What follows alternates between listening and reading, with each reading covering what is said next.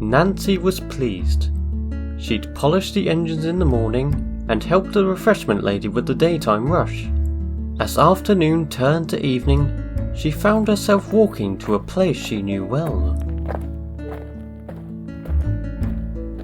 She stopped, gazing up at the mountains before her. Under the orange sky, everything was beautiful. She sighed contentedly, smiling as she continued her trek, soundtracked by the gentle breeze and distant squawking of birds. Nothing better than this, she thought.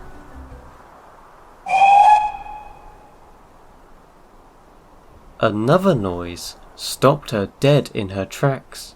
That sounds like a whistle, she thought. But from the mountain? Curious, she chased after it. It wasn't the whistle of any engine she knew. It was a mournful cry.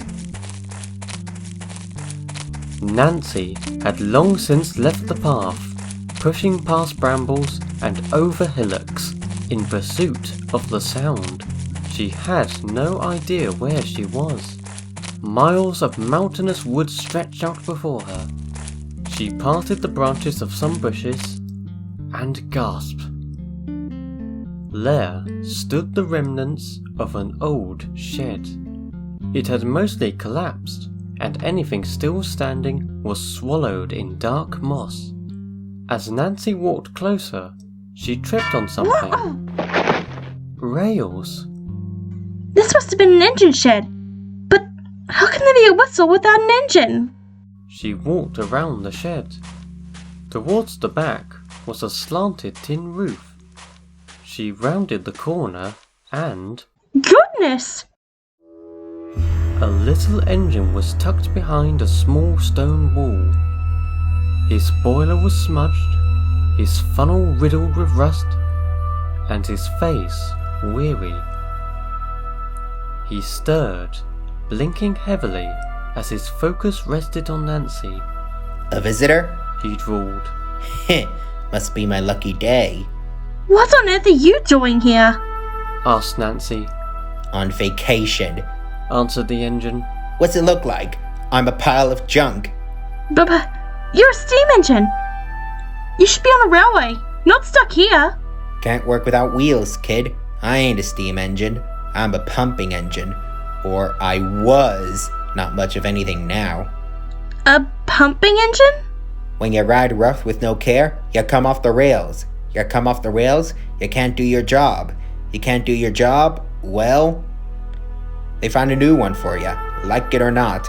Ain't been a true steam engine in a long time. I heard you whistle. Don't know what you heard, kid, but it couldn't have been me. No need for a whistle when you don't go anywhere. It had to be you. There's no other explanation. It's lucky I did come. Now you have to be saved. There's no saving me. I got what I deserved. No one deserves to languish alone in a state like this. Nobody considered taking me when this place shut down. And I'm in worse shape now than I was back then. Look at me. Would you choose me over a working steam engine? Nancy stayed silent. Realistically, she wouldn't. I ain't the engine that needs saving, kid. Look a little harder around here, and you'll know what I mean. I'm past the point of saving, but I don't want anyone to forget. A clap of thunder cut the engine off. Nancy looked up as the orange sky was bloated with dark grey clouds. The sound of rain on the tin roof soon followed. Best get out of here, kid. This shed ain't much good for shelter. Nancy paused. I'll tell them about you. No one will forget. We'll be back for you. You'll see. The engine said nothing. It only smirked at her. As Nancy ran back through the forest, desperate to find the path that brought her here, she swore she heard the whistle in the space between thunder and rain.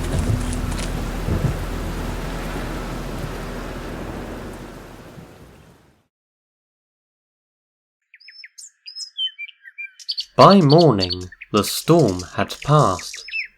Nancy made her way to the shed, eager to tell someone about her discovery. When she arrived, she found a group of men looking at heavily marked maps. Good morning. She called. What are you doing? We're trying to find a lost engine, Said one man. though we're not having much luck. Muttered another. Nancy beamed. Your search is over. I know exactly where he is. Giddy with excitement, Nancy and the rescuers set off to the mountains. She couldn't wait to see the look on the little engine's face. After what felt like eternity, Nancy pushed past the bushes and ran to the remnants of the old shed. Here we are. He's right around. Her smile fell. The old tin roof had fallen in, and the stone wall was in pieces. Strangest of all, the engine was nowhere to be seen. Are you having us on? Asked a man sternly. He was here. I swear. I saw him last night. Stammered Nancy. Great. Said the sulky rescuer. Led on a wild goose chase by a silly... They turned around. A plume of dust rose from a spot on a hill. Some of the men ran over to look. We found him! They cried with joy. We found our sleeping beauty! You've done it, Nancy! Nancy ran over to look. But the engine in the hole was much different. He was brown, covered in tarpaulins, and had a tender poking out the back. But She said blankly. that's not him. The rescuers took no notice. They hurried off to phone for help. Later, the engine had been dug from his shed and loaded onto a truck. Nancy walked over to him, and he smiled broadly. Hello, dear. A pleasure to meet you. My name is Duke. I understand you're the reason I've been found. Nice to meet you, Duke. I'm Nancy. Truthfully, it's not me you should be thanking. Nancy explained what happened the night before. Please tell me you know that engine. We must find him. She begged. Duke was pale, but stern. If you saw that engine, it's best to forget him. Trouble until the very end, he was. Saving him wouldn't suit his grace. He says he wasn't the engine that needed saving, and he didn't want anyone to forget.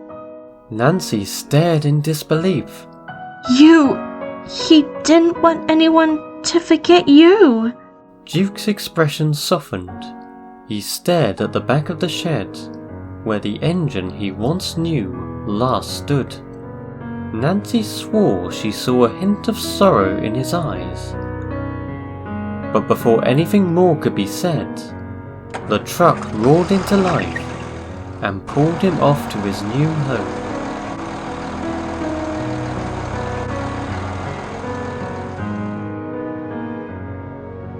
Nancy never forgot what she saw that night. She was glad Duke had been rescued and often polished him at the sheds. They never spoke of that day again, but always gave each other knowing looks. She continued to walk the mountain trail, but never ventured back to the ruins of the shed. She didn't know what to believe about that evening's events. Even so, she swears that sometimes she can hear the whistle, the one that drew her in, echoing around the mountain. I wonder if Nancy will ever find an answer. Don't you?